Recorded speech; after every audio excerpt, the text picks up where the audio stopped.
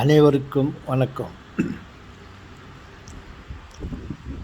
எங்கு பார்த்தாலும் புரட்சி, வெள்ளைக்காரன் நமது அயல்நாட்டை சேர்ந்தவன் நமது நாட்டை ஆக்கிரமித்துக் கொண்டு நம்மிடமே எங்களுக்கு வரி செலுத்த வேண்டும் என்று கேட்கிறான். நமது ராஜா சும்மா இருப்பானா?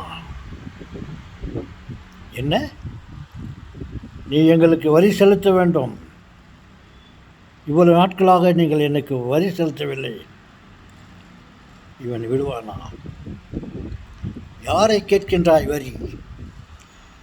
எதற்கு கேட்கின்றாய் துறை? எங்களுடைய நாட்டிற்கு வந்தாயா? எங்களுடைய நாட்டிற்கு வந்தாய், அங்கே கொஞ்சம் விளையாடும் என்குல பெண்களுக்கு மஞ்சள் அரைத்து பணி புரிந்தாயா? மானங்கெட்டவனே, யாரை கேட்கின்றாய் வரி? எதற்கு கேட்கின்றாய் துறை? துடிக்கிறது மீசை அடக்கு அடக்கு என்ற நட்பு நாடி வந்த உறவு முறை தடுக்கிறது.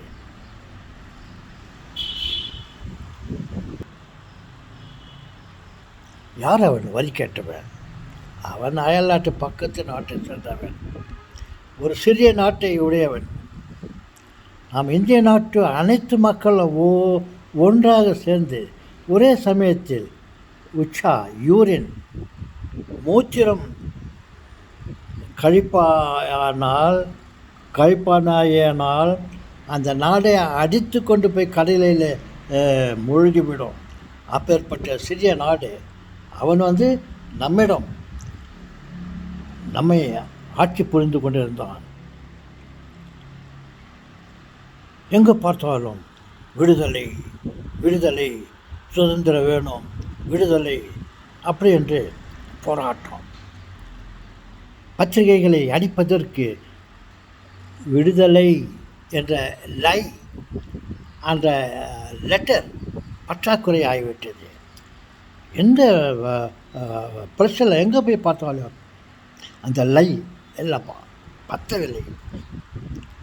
எங்கும் சுதந்திரம் என்பதே பேச்சு, நம் எல்லோரும் சமம் என்று உறுதியாச்சு. சங்கை கொன்றே வெற்றி உதுவோமே, இந்த தாரணிக்கெல்லாம் எடுத்து ஓதுவோமே.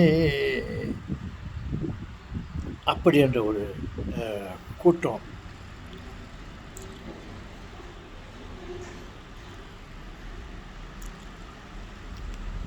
நமது நாட்டை காப்பதற்கு வேண்டும் என்று பனிமலையிலே நான் படுத்திருந்தேன். பனி படர்ந்த மலையின் மேலே படுத்திருந்தேன் சிலையை போல. அப்படி என்று அவன் அந்த நாட்டிலே உள்ள ஒரு ராடாரை அழிக்க வேண்டும். அதற்கு யார் போவது என்று கேட்டவுடனே தன் உயிரையும் பொருட்படுத்தாமல் நான் போகிறேன், நான் அந்த ராடாரை மாற்றான் நாட்டு இருக்கும் அந்த ராடாரை நான் அழித்து விட்டு வருகிறேன், என் உயிர் போனாலும் பரவாயில்லை. ஒவ்வொரு வீரனும் நமது நாட்டுக்காக உழைத்து கொண்டிருந்தார்கள்.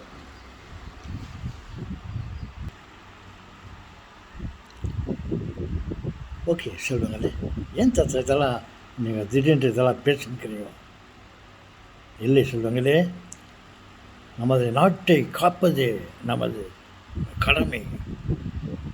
பழங்காலத்திலே நமது நாட்டிற்கு பிரச்சனைகள் வரும்போதெல்லாம் நமது நாட்டு வீரர்கள் எப்படியெல்லாம் தன் உயிரை பொருட்படுத்தாமல் இந்த நாட்டுக்காக உழைத்தார்கள் என்பது உங்களுக்கு தெரிய வேண்டும். அதற்காக நான் மனதில் வந்த சிலவற்றை நான் சொன்னேன்.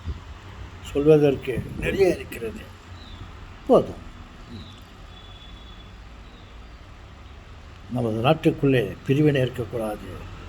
ஒன்றுபட்டால் உண்டு வாழ்வு. நாம் எல்லோரும் ஒவ்வொருவரை பகைத்து கொண்டு பல கட்சிகள் என்ற பெயரில் நாட்டின்